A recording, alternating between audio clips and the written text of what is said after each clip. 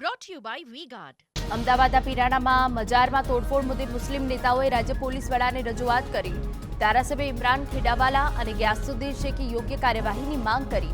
ઇમરાન ખેડાવાલાએ કહ્યું, મજાર હિન્દુ મુસ્લિમ એકતાનું પ્રતીક. જે ઘટના ઘટી તે નિંદનીય.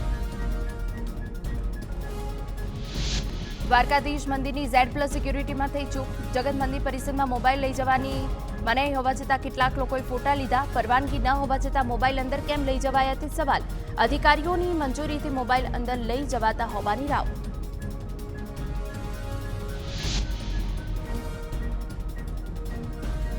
મહેસાણામાં ભાજપની મહિલા કાર્યકર સાથે બીભત્સ માંગ કરાઈ.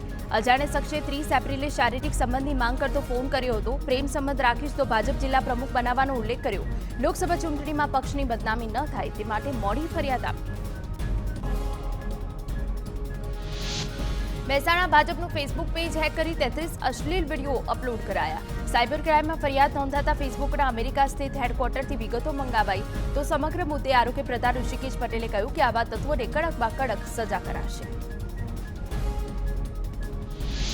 વલસાડના મોલમાં એક્સપાયરી ડેટવાળી બ્રેડનું ખુલ્લેઆમ વેચાણ કરાયું. અબ્રામા વિસ્તારમાં આવેલા કેસ એન્ડ કેરી મોલમાં 7 મેએ ગ્રાહકને ફૂગવાળી બ્રેડ અપાઈ. જેને લઈ ગ્રાહકે મોલમાં હોબાળો મચાવી વિડીયો ઉતાર્યો હતો, જે વિડીયો વાયરલ થયો. Brought to you by V-Guard.